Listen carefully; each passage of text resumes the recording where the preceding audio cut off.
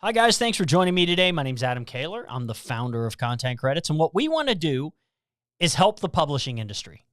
We want to give readers more access to content. We want to bring publishers more readers and ultimately lead to more revenue. Big problem, guys. Everybody that's watching this has had this problem, paywalls. Somebody sends you an article, maybe they text it to you, you see it on Facebook, on Instagram, you click, you get the paywall. You're not a subscriber. You're not going to subscribe. You never wanted to subscribe. You don't want any more subscriptions, guys. 82% of readers, in fact, are doing anything but subscribing when they hit this paywall. They're even offering these $1.99 a month offers. But you know what that leads to. All consumers now know what that leads to. I'm going to forget about that subscription, and now I'm going to be tied into $20, $30, $40 a month subscriptions that I forgot about. I have FOMO at this point. I want to get past your paywall. I want to read your content. I want to look at the ads on that page, but you won't let me. This is the only industry that I know that is actively scaring away its customers. Consumer pain. This leads to frustration for the publisher's consumers. Why do you want to cause them frustration? You want them to read your content, but you're paywalling it. You're putting up a barrier between you and them, and you're paywalling that activity. You worked so hard as a publisher to bring them there, but now they can't access your content, your product. There's even companies out here now. Rocket Mortgage is an example. Experian is an example. They're actively helping people find these unwanted subscriptions that they have and cancel them. People have subscription fatigue. Everything nowadays demands a subscription. And people are honestly sick of it. And every year, it seems like Spotify, Netflix, etc., they're raising their prices every year. And paywalls, guys, they're just frustrating. Again, I have FOMO. When I want to read an article, I click on it, I hit the paywall. I have a fear of missing out. I want to read it, but not enough to get another subscription that I have to manage. And guys, 79% of consumers express some sort of frustration with the paywalls in our research. This is a big problem for publishers. The publisher pain. Paywalls are driving your readers away. Again, you work so hard to get them to your website. You put all this effort into social media. You were hoping that people, their friends, would send them your articles. They would find them interesting. And they would go there and they would read your stuff. They would see the ads that are behind these paywalls, but they can't because you're blocking them. Some websites, smaller publishers, are seeing bounce rates upwards of 97%. Some of the bigger ones, maybe in the 50, 60% range, but people can't access this content. What does that do? What does that do to your SEO? They're only on your page for a split second. They're only visiting one page. That hurts your Google juice. All that work you do to move up the Google search rankings, only to get hurt by something like this. And where are the ads? You can't charge advertisers for ads that are behind paywalls. They can't see the ads. And that's the main revenue source for a lot of these publishers. The paywalls are hurting these people in multiple ways. They also block viral growth. Like I said, all that work you've done to get people to share your stuff only to get to a paywall and people to bounce. This leads to limited revenue streams. You're hoping that you can get more subscribers, but a lot of times your subscribers are maxed out. You've reached the limit of the people that actually want to subscribe to your paper. How are you going to attract those casual readers? You're not getting any revenue from them right now. How do you find a way to get something out of them in order to bypass this paywall and read your stuff? We've seen this over the years. I screenshotted this. This is Jim Rutt. He's the former CTO at Thomson Reuters. He's wondering, after all these years, why is there no micropayment solution for online content? Why has that never happened? Why has it not worked? We think we've come up with a solution. Our idea, don't get rid of your paywall. We're not going to convince these publishers to get rid of their paywall and get rid of their subscriptions. What they need to do is get some sort of revenue out of these passive users Micropayments is the answer. On their paywall, and you can see it here with the Business Courier, 2 content credits. Bypass the paywall. Don't worry. If you want a subscription, that's great.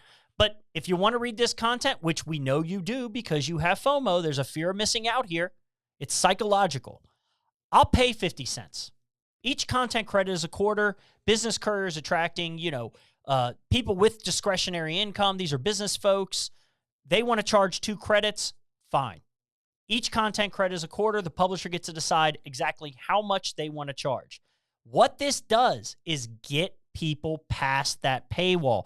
Get them to see the ads on the page. Get them to read your stuff. This is driving trial. Eventually, it could lead to a subscription. Purchase intent. Again, we've done research. 76% of likely users in the general population, people 18 to 64 years old, 76% when presented with content credits said they would use this. And it's even higher among the younger generations. The younger generation is who we want to start attracting now. We want to get to those young people. Those are the readers of the future. They don't want to subscribe. But you know what they do? They game.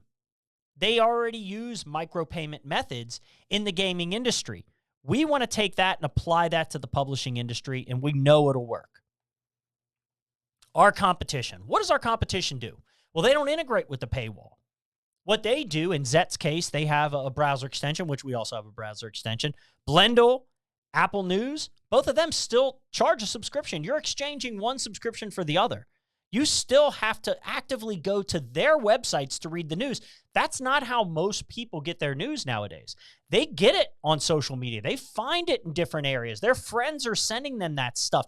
Then when they get the article, they have that FOMO. They want to read that one article. They don't want to get up, go into Apple News, go into Blendle, go into Zet, and then find the news there.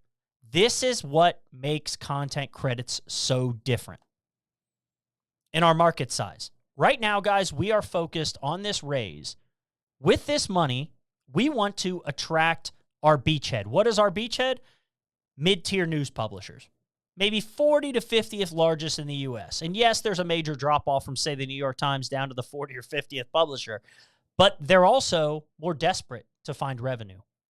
These are the groups that need content credits. These are the ones that desperately need to find another way outside of the subscriptions on their paywalled content. Just that group alone, that beachhead, is 2.8 billion visits per year for the 40th to 50th largest publishers in the U.S. Later on, expansion, obviously, we want to get to some of those major news publishers, and then the total addressable market would be to get the top 100 news publishers, maybe some of the global publishers as well. But speaking of that total addressable market, when we nail that, that's 112 billion visits a year. If we could just convert 5% of those at 25 cents an article, that would give content credits a $1.4 billion gross revenue. Now, we keep a nickel of that quarter. We don't keep the whole quarter. We give 20 cents back to the publisher. But our net revenue from that would still be $280 million a year at essentially 5 cents an article. Now, our go-to-market. How do we grow this? How do we scale this thing? Well, I've learned from past work at dotloop that you have to find big players. You have to find people that are going to really get a lot of subscribers on board, get a lot of people involved, universities and libraries. We're actually partnered with UC and UK right now, talking to their library departments about buying a bundle of credits that allows their students access to these articles, to these paywalled articles when they're doing their research. Plus, what does that do for us? We get in with the next generation, the reader that understands micropayments, that doesn't want to subscribe. This is what they told us. Facebook did this. A lot of startups start in the colleges because that's the next generation of your customer. You want to get in with them because they're going to be using this service for a long, long time. There's other ways we want to go to market as well. We're looking at direct sales, obviously. We want to re-engage lapsed subscribers with these publishers. They've dripped on them for years.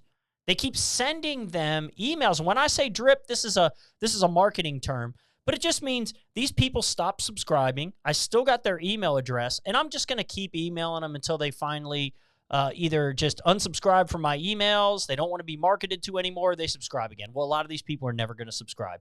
They've turned into passive readers. We need content credits here to find a way to get these passive readers to send the publishers some new revenue. Influencer marketing, it's huge nowadays. This is going to be a key for us, especially with the younger demographic. And just through referrals and publisher traffic, I think we can actually start to gain a lot of traction. Speaking of traction, here's our timeline. We built our tech back in 2024, immediately went to Frost Brown Todd, got our patent pending. We're waiting to hear back from the patent office, but that is already done. We've paid the lawyers. That's in progress. We went to the New York Times about 4 months ago. We were introduced to them. We went to New York, met with their heads of subscription growth, and talked to them about, what do you want from us? What should we build? Here's what we've done already. We actually built the Cincinnati Exchange. It's a news website here locally in Cincinnati. We put their paywall on it, showed them how content credits could work, and it started out as a demo, but now it's going to be an active news site in Cincinnati. We also went to Clarity Research after our New York Times visit because they said, show us more. We want to do this, but we can't go to our IT department and integrate your technology without some more, without some sort of traction. We validated that the consumer wants this. Matter of fact, we validated that their own customers want this through the research that we did.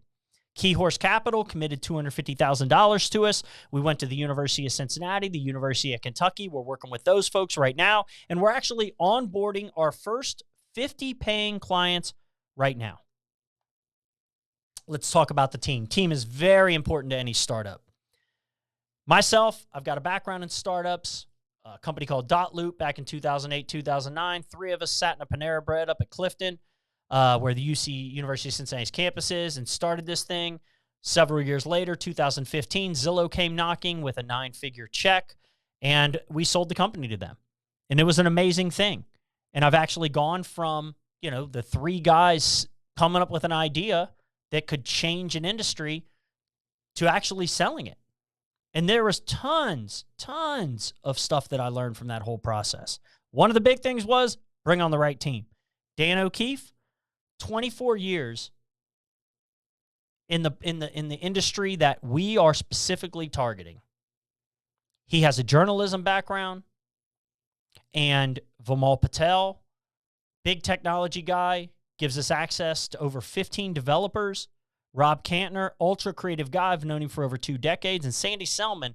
Sandy has run a global fund called Asia West, which is mostly focused on clean tech, but he's our fractional CFO right now. Cash flow. I know you guys are interested in this.